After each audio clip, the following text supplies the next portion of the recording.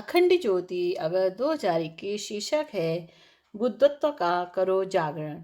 भगवान बुद्ध भ्रमण करते हुए जगह जगह उपदेश दिया करते थे। उनके उपदेशों को सुनकर लोग बहुत प्रभावित होते थे।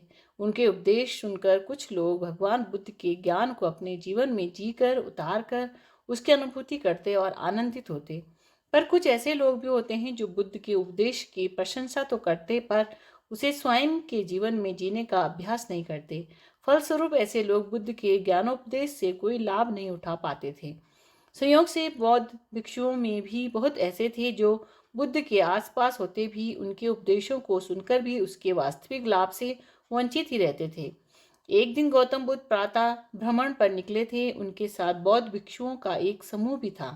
बुद्ध उन्हें एक वृक्ष के नीचे बैठकर प्रतीक्षा करने को कहकर वहां से कुछ कदम आगे एक नदी में स्नान करने चल दिए।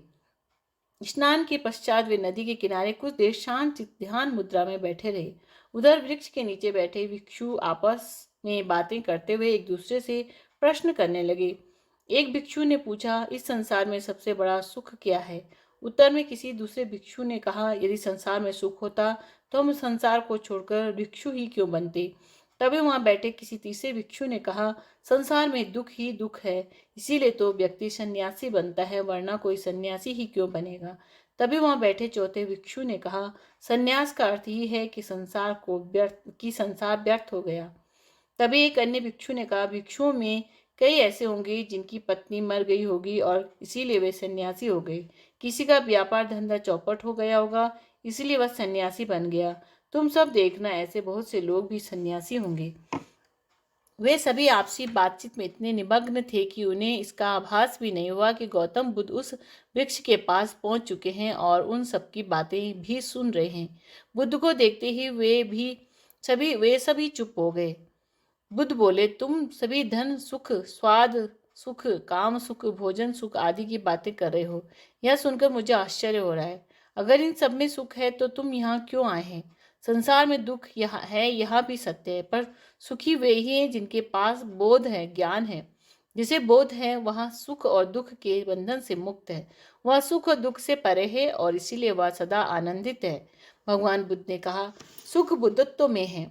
तुम्हारे भीतर बुद्ध का जन्म हो जाए तो सुख है, तुम्हारे भीतर बुद्ध का अवतरण हो जाए तो सुख है, तुम्हारे भीतर बुद्ध उत्पन्न हो जाए तो सुख है। जिनका बुद्धत्व जाग गया, जिनके भीतर बुद्धत्व पैदा हो गया, उनकी बातें सुनने में सुख है।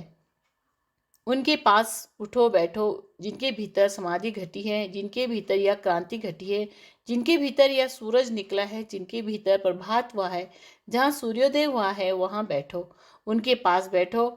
मगर ध्यान रखना, उनके पास बैठना मात्र नहीं है, वरन वह तुम्हें भी करना है। तुम्हें अपने जीवन में अष्टांग मार्ग का अभ्यास स्वयं भी करना है। भगवान बुद्ध बोले, तुम बुद्धों को सुनो अवश्य, पर वहीं रुक मत जाओ।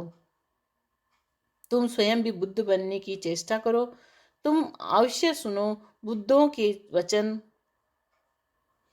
पर बुद्ध जैसे बनने की चेष्टा भी करो, प्रयास भी करो, अभ्यास भी करो। मात्र सुनने से नहीं, बल्कि उन सुनी हुई बातों को करने से ही तुम्हें वह क्रांति घटेगी। तुम्हारे भीतर भी प्रभात होगा और जिस दिन तुम बुद्ध बन गए, उसी दिन उसी पल ही तुम्हें परम सुख प्राप्त होकर रहेगा। बौद्ध भिक्षु भगवान बुद्ध के कहने के आशय को समझ गए। वे सभी उनके चरणों में झुक गए और स्वयं के भीतर बुद्धत्व पैदा करने के प्रयास पुरुषार्थ में लग गए। राधे।